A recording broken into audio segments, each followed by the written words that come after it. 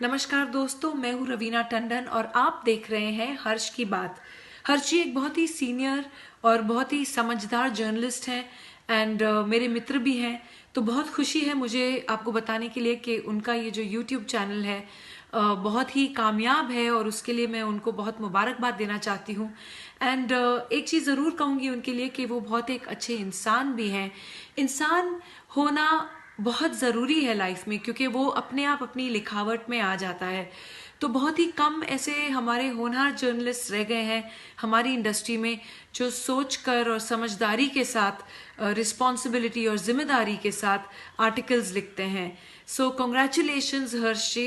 And आप लोग ज़रूर देखिए, लाइक कीजिए हर्ष की बात। नमस्कार दोस्तों। पिछले वीडियो में बात की थी मैंने कि किस तरीके से बीजेपी के अध्यक्ष जेपी नड्डा अपनी नई टीम का गठन करने जा रहे हैं, और उसमें मैंने आपको ये भी बताया था कि लगभग 6-7 साल से जो संगठनात्मक ढांचा चल रहा है बीजेपी का, उसमें बड़े पैमाने पर बदलाव करने की तैयारी जेपी नड्डा कर रहे हैं। क्योंकि ये टीम लगभग वही चल रही थी जो 2013 में जब राजनाथ सिंह अध्यक्ष हुआ करते थे, उसके बाद से शायद स्थिति वही चल रही है। लगभग जब रोज राजनाथ सिंह, नितिन गडकरी के टाइम की जो टीम है वही लगभग चल रही थी। बीच में अमित शाह आए, अध्यक्ष बने। उनके टाइम में टीम बड़ी सफल रही, कई राज्यों के चुनाव जीते और इसके अलावा लोकसभा चुनाव जीता 2014 का। तो इस बीच काफ़ी कुछ चेंजेस देखने को मिले। अमित शाह की टीम ने काफ़ी बढ़िया काम करके दिखाया, और अमित शाह ने ज़्यादा टीम में बदलाव नहीं किया था जो राजनाथ सिंह की टीम थी। और राजनाथ सिंह की टीम भी लगभग वही चलती रही, और अमित शाह ने इसमें कुछ नाम बीच में ज़रूर जोड़े। राम माधव आ गए संघ से, मध्य प्रदेश से कैलाश विजयवर्गीय को जोड़ लिया, बंगाल के जो प्रमुख थे राहुल सिन्हा उन्हें जोड़ लिया गया, और त्रिपुरा की जीत में महत्वपूर्ण भूमिका निभाने वाले सुनील देवधर को जोड़ लिया गया। हाँ, कुछ नए नाम भी आए थे। निर्मला सीतारमण आई, लेकिन वो सेंटर में मिनिस्टर बन गई। और बीच में कुछ परिवर्तन ऐसे हुए थे कि उसमें मतलब एडजस्टमेंट था। जैसे कि शिवराज सिंह चौहान हार गए चुनाव मध्य प्रदेश का, वसुंधरा हार गई, रमन सिंह हार गए छत्तीसगढ़ में, तो इन लोगों को उपाध्यक्ष के रूप में शामिल किया गया था। तो कुछ छोटे मोटे चेंजेस ज़रूर हुए थे। अलबत्ता अमित शाह ने वही टीम कंटिन्यू रखी थी जो नितिन गडकरी, राजनाथ सिंह के टाइम से चल रही थी। अब सुनने में आ रहा है कि टीम में बदलाव काफ़ी बड़े पैमाने पर किया जा रहा है, और बदलाव तो महासचिवों के लिए भी है।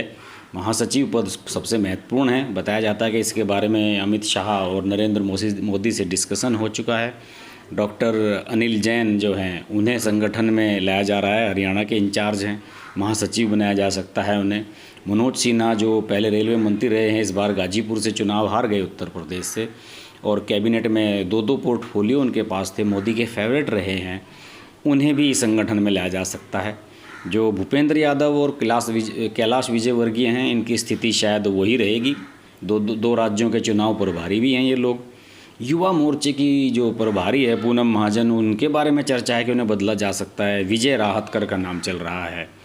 और मीडिया व आईटी सेल के प्रभारी बदले जा सकते हैं। अनिल बलूनी जो मीडिया के प्रभारी हैं, राज्यसभा के सांसद बने हैं, बताया जाता है कि उन्होंने असमर्थता जताई है कि भाई मैं अभी ये कंटिन्यू नहीं कर सकता, काफ़ी काम रहता है इसमें। तो हो सकता है कि मीडिया सेल नया चेंज हो। और इसके अलावा झारखंड का चुनाव आ रहे हैं, रघुवर दास वहाँ के सीएम, हो सकता है उन्हें भी उपाध्यक्ष बनाया जाए। हालांकि 10 उपाध्यक्ष हैं, लेकिन 2-3 को एडजस्ट किया जा सकता है। तो ये संगठन में काफ़ी परिवर्तन होने जा रहा है बीजेपी का आने वाले समय में। बात अगर केंद्रीय कैबिनेट की करें तो केंद्रीय कैबिनेट में मैंने पिछले वीडियो में बताया था कि ज्योतिरादित्य सिंधिया का नाम चल रहा है, और वही सबसे प्रमुख नाम है। इसके अलावा राज्यवर्धन राठौड़ का नाम है। राज्यवर्धन राठौड़ स्पोर्ट्स मिनिस्टर थे पिछली बार मोदी की कैबिनेट में, लेकिन इस बार उन्हें स्थान नहीं मिल पाया, और मोदी के फेवरेट रहे हैं राज्यवर्धन राठौड़, किरण रिजिजू। लेकिन इस बार अनुराग ठाकुर को प्रमोट किया गया, अनुराग ठाकुर को वित्त राज्य मंत्री बनाया गया। तो इस चक्कर में राज्यवर्धन राठौड़ का नाम रह गया था। हो सकता है कि इस बार उनका नाम फिर से मंत्रिमंडल में आपको देखने को मिले। इसके अलावा एक बड़ा अजीबोगरीब नाम चल रहा है, उस पर मैं बिलीव नहीं कर पा रहा हूँ। सुप्रिया सुले। सुप्रिया सुले जो कि शरद पवार की बेटी हैं, एनसीपी प्रमुख। चर्चा ये है राजनीतिक गलियारों में कि इन्हें चौंकाने हुए वाले तरीके से शायद मंत्रिमंडल में शामिल किया जाए। हालांकि मुझे विश्वास नहीं हो रहा है, लेकिन तमाम तरह की चर्चाएं चल रही हैं। तो क्या वो सुप्रिया सुले बीजेपी ज्वाइन करेंगी? क्या सुप्रिया सुले को एक गिफ्ट दिया जाएगा? क्या शरद पवार को एक तोहफ़ा दिया जा रहा है कि आप हमारी तरफ आ जाइए? हालांकि ये एक स्पेकुलेशन है, एक अटकल है, लेकिन कई लोगों से मैंने बात की, कई नेताओं से बात की, तो सुप्रिया सुले के नाम को लेकर सबने मुस्कुराया ज़रूर।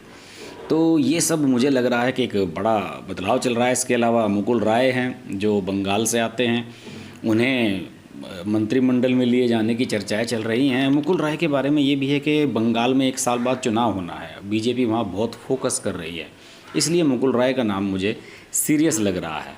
इसके अलावा असम से हेमंत बिस्वा शर्मा जो कि वहाँ मिनिस्टर भी हैं, उनकी अच्छी खासी चर्चा है कि उन्हें शायद शामिल किया जा सकता है। और नॉर्थ ईस्ट को लेकर बीजेपी वैसे ही बड़ा फोकस कर रही है। तो फिलहाल यही खबर है कि बिहार का चुनाव आ रहा है, मध्य प्रदेश की 24 सीटों का उपचुनाव आ रहा है, बंगाल का चुनाव 1 साल बाद है। तो इन सब चीज़ों को देखते हुए नॉर्थ ईस्ट की जो पॉलिसी है उस पर ज़्यादा बीजेपी फोकस कर रही है, और हो सकता है कि कुछ और चौंकाने वाले नाम सामने आ जाएं। आने वाले समय में इस पर हम चर्चा करेंगे। सुनने में यह आया है कि जो ये कार्यकारिणी है पार्टी की नई, वो तो 1 सप्ताह के भीतर डिक्लेयर कर दी जाएगी, जेपी नड्डा की टीम। लेकिन जो मंत्रिमंडल में बदलाव हैं वो शायद अगस्त के माह में होंगे, क्योंकि उसके तुरंत बाद पार्लियामेंट सेशन शुरू होना है। तो फिलहाल ये भी चर्चा चल रही है कि कुछ मंत्रियों के पोर्टफोलियो चेंज किए जा सकते हैं।